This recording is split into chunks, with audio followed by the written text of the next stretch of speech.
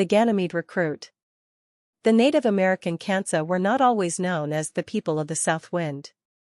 The original meaning of the tribe's name, depending upon who you asked, was either the people who ride the south wind, or the people that have seen the south wind. These last two terms, especially, seem to be indications that the Kansa people had a spiritual relationship with the wind, enough so to be able to actually ride its skies with shamanic ability that utilized the mysterious power of nature. But again, depending upon who you asked, this relationship with the wind was either a metaphor, a reality, or a blending of the two. In a small town called Chase, Kansas, on a sleepy, summery afternoon around the year 2007, something astounding happened that would give three young precocious kids the answer to what the term Kansa truly meant. This answer, however, would later send two of the kids to mental institutions ranting and screaming about what they claimed to have seen, and the third kid, well, his body still has yet to be found. Oswin and Shannon arrived at Marco's front door at precisely the same time. Before entering their good friend's house, they spoke. Shannon smiled and tossed her medium-length black hair. She was very pretty, but Oswin and Marco only ever saw her as one of the guys, for they had all grown up together, trying to find fun things to do in a tired old town with a population of less than 500. At 13, she was into skateboarding and making her own clothes. Today, she had ripped jeans and dark combat boots on with an elegant-looking, brilliantly red blouse. She looked like she had been only half-dressed by a team of professional stylists. But, that was her personality, sometimes dark, sometimes light, but always playful and unique. She was 2 parts sensibility and aesthetic beauty, and 2 parts chaos and cool. Oswin was 12, and he was a great friend, always giving and kind. He had short brown hair and was as loyal as he was cute and friendly. He derived the greatest joy in life from supporting those who seemed to need him. Marco was Oswin's best friend. They had been inseparable all their lives, and so when he had excitedly asked Oswin to come over today, well, Oswin was immediately on his way. Oswin and Shannon stopped short of going right on in. They never knocked on doors in Chase, a town where everyone knew each other and crime was very low, and Shannon said, "Hey, what's up, Oswin? Marco called you here too, huh?" "Yep," Oswin said excitedly but a bit out of breath from having pedaled his bike so furiously the last mile to Marco's house. He said it was very important, an emergency. Responded Shannon. "He said the same thing to me too. I wonder what he is up to this time. There's no telling with Marco. He has always been unpredictable." "Oh, I know that sure is right," exclaimed Shannon, remembering the time Marco had used his computer hacking skills to enter a major corporation's website, changing all their pages to say repeatedly, "Chase, Kansas. Come and stay a while." But, he changed the pages back to their original look in under an hour, due to Shannon's insistent urging that what he was doing was wrong. "It's just fun," Marco had said, trying to justify it, while Shannon just shook her head. "Well," Oswin went on, "I guess we should see what he is up to."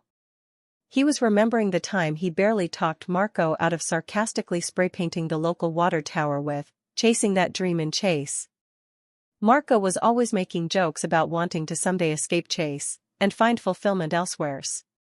"Yes, let's do that," Shannon replied. "We might need to keep him out of trouble again." With a nod to each other in determined agreement, Oswin turned the knob and together they entered the small, brick house. From down the hall next to the kitchen, they could hear Marco's rapid typing. When they got to his bedroom door, there he was with a bag of open Doritos on his desk, and massive amounts of paper cluttered all about with what looked like computer codes filling their pages. Marco was looking quite intently at whatever he was doing on the screen, only peripherally aware of his friend's entrance.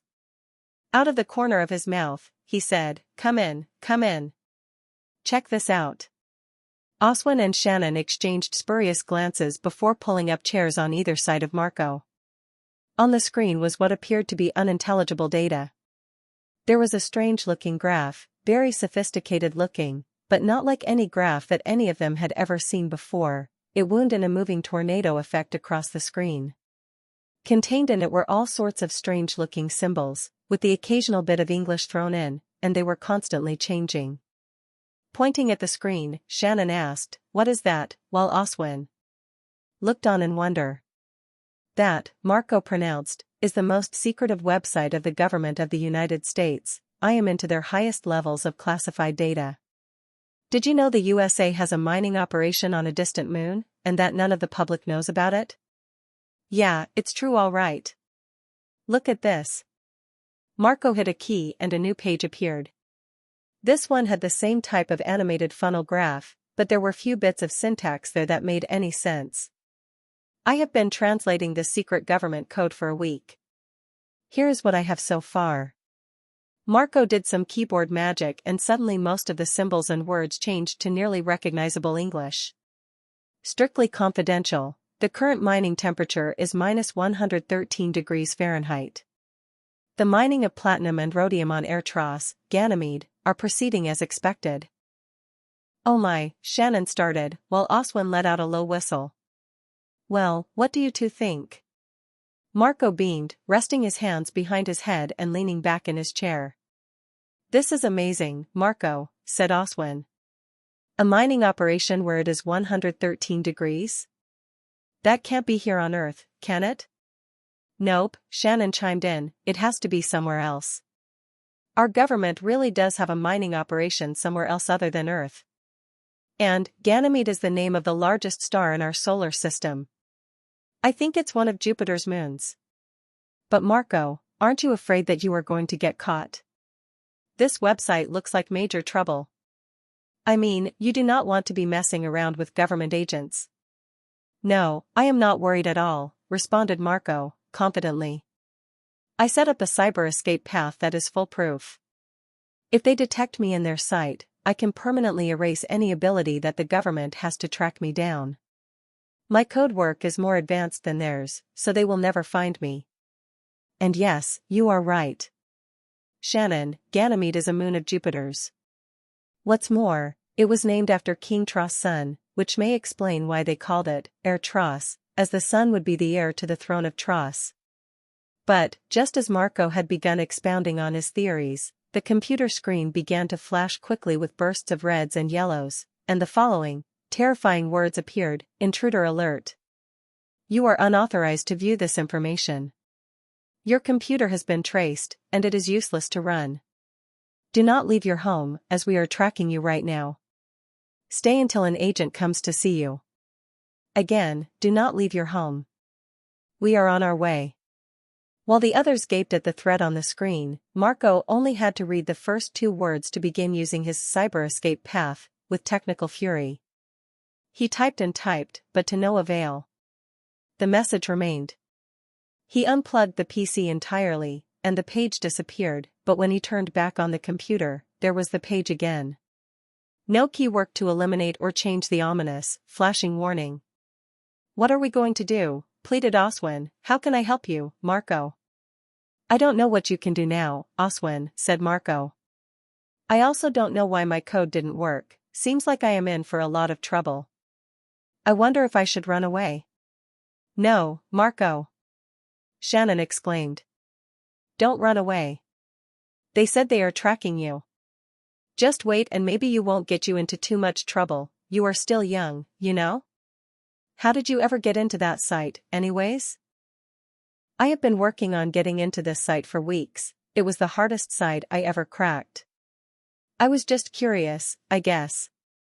I wanted to see if I had the skills to challenge the government, and I do. And, you saw, I got into the site." "Yes, but at what price?" said Shannon. Then she looked around Marco to Oswin, and, echoing Oswin's feelings, asked, "What should we do?" Oswin thought for a moment, then loyally responded, "I am waiting here to support Marco. It will probably take an hour or two for the agents to arrive, and I will make sure to be here as a witness to what happens to Marco." Shannon nodded, and said, "I am staying too, Marco. Whatever happens, we will be here for you. We are involved now, period." She put her hand on his shoulder, and Marco, still staring perplexedly at the screen, felt his being momentarily soften.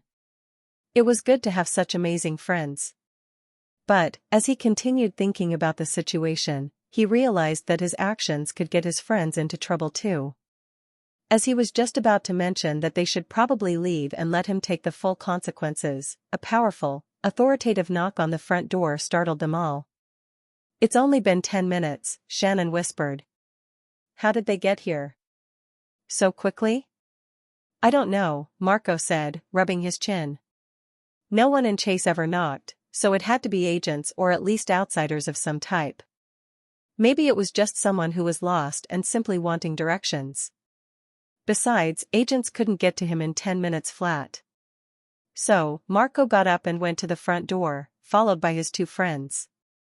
Marco opened the door, flanked by Oswin and Shannon. 3 tall and stern-looking men in dark suits and sunglasses met them there. "You will come with us now," the middle agent flatly said, gesturing with his hand along the path to their waiting vehicle. The 3 kids began walking, but Shannon and Oswin were stopped short by the other 2 agents. "No," said one, "we just want him, the one who defeated our coding and entered the site.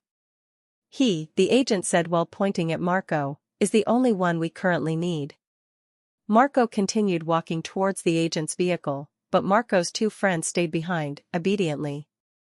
They knew they could not follow. For, you see, they had seen the spaceship.